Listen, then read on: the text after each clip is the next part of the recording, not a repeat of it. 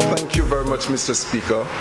And I just stand briefly to support this motion that is before the House for the borrowing, and to add my voice to what the Prime Minister, the leader of this government, has presented so well in a brief presentation for this borrowing.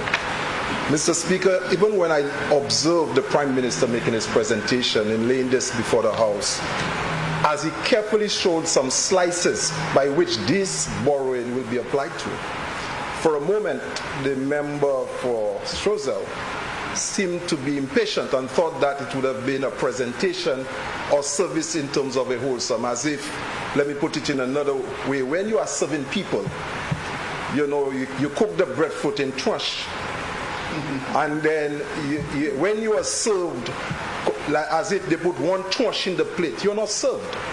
But you notice the Prime Minister was taking slices, and he gave an example of the various slices by which this borrowing will be applied to. And I thought there would have been an appreciation, and of course, as the member for Strozel rightly did, he seek clarification than the judgment the member for Micoud placed before the member for Central, our Prime Minister.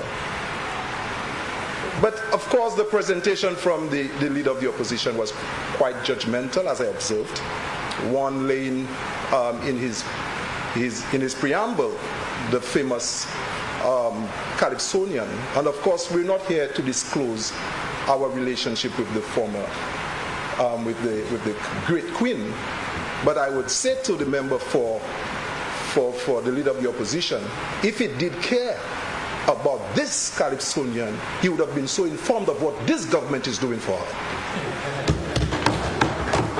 Because it's not here to come and postulate and ask for whether we put $5,000 or whether it is $20,000 or whether it is $50,000. But when she got hurt, I personally cried.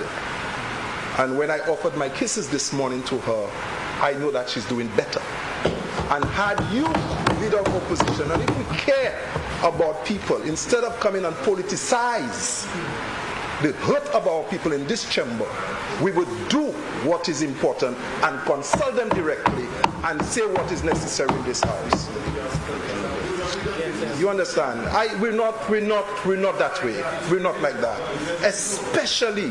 Especially when it comes to domestic violence, when it comes to issues of our population.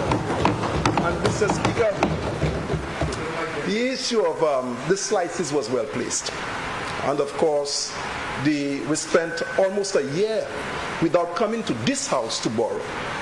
And of course, the position made by the members of opposition suggesting as to we said we wouldn't. Of course, which government in this world wouldn't borrow?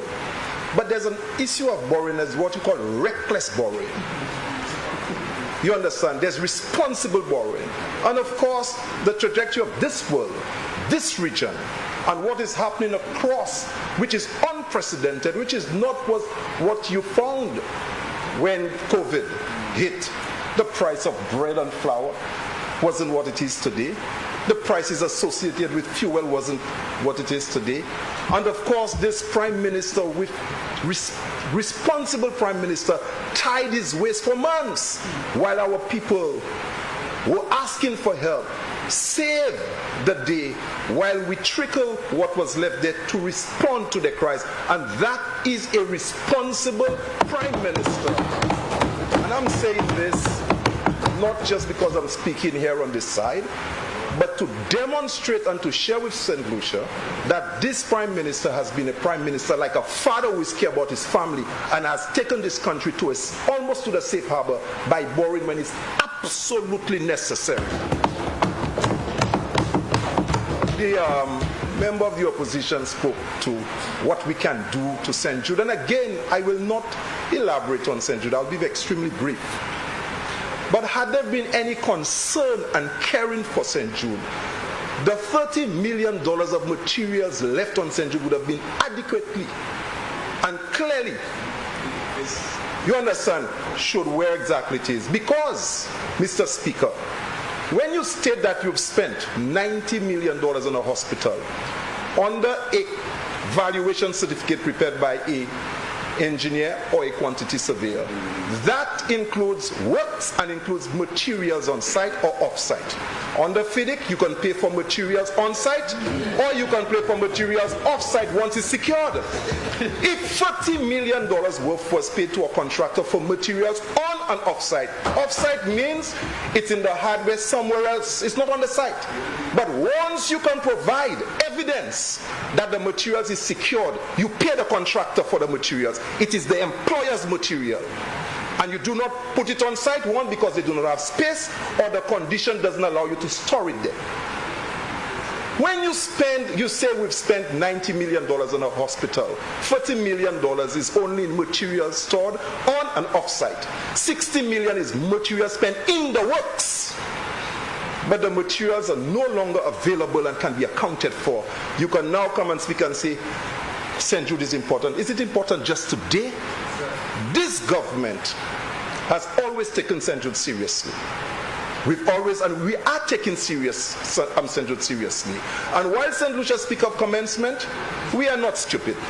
Commencement is not just about hitting the nail in the wood. Commencement is about ensuring that you can secure the nails and that they are sufficient so that you could put it on. We have started working on St. Jude the very day we entered into power. And we are putting plans. And I'll say something to you, Mr. Speaker. In the business of construction, if you spend 1 year planning, you could implement a project in 8 months. The problem with this administration, as soon as they talked, they went on the ground. They did not check the supply chain. They did not check that everything was in place, and they continue changing dates forever. We are not doing this because we are guided by proper project management and allow professionals to lead the way. So when the Prime Minister speak, the former leader, when our Prime Minister speak, our Prime Minister knows exactly what he's saying. We may not be clothed by some of what's on the other side is used to, but we are confident. And finally, Mr. Speaker, the member for Roselle, he asked for transparency, but even in his presentation, he applauded crafts, and he recognized the statement by our Prime Minister, Roselle. Mr. Speaker, in these difficult times, when a Prime Minister can find in this difficult economic situation time to invest in craft, time to invest in the youth economy, time to invest in the things where the ordinary people are involved. CMOS, you know what this, and CMOS is an emerging sector. It is not the sector that belongs to the hotel like Sandals who got the 40 million. It is not the sector that where Cabot is invested. It is a sector where ordinary St. Lucians are participating. Ordinary St. Lucians. And when the Prime Minister can find within himself to allocate within borrowing for these individuals, for our craft people, you know what it says? That the essence of development start to boil. The essence of hope is starting to take shape. And the aura of that hopefulness is being smelled across St. Lucia because our people believe that it is going to be better. So this is not about posturing to say that we come here to borrow, but every cent spent will ensure that our people benefit, putting our people first. And the issue of, and this is tied to the environment of lawlessness and gun violence. It is when people see that this government have mercy on them, it is then they will lay down their weapons. And I will tell you that I believe in the work of this government because I'm responsible for social equity. And I speak loudly in cabinet and loudly in this room to ensure that the resources of this country, the resources of this government go to the people that needs it most. Because the people who can be troubled, somehow or the other understand the psychosocial support of this government, and it is powerful enough to disarm them when the police cannot do it. So I support the borrowing at this time because I know where the funds are going. And I suspect it would be advisable and wise that the members on the other side recognize and pitch the opposition in a way that is uplifting our people, not to just create discord. And I'm sure there's a Calypsonian who some time ago sang about discord. You can be on different sides. And it was the great Minel who sang discord.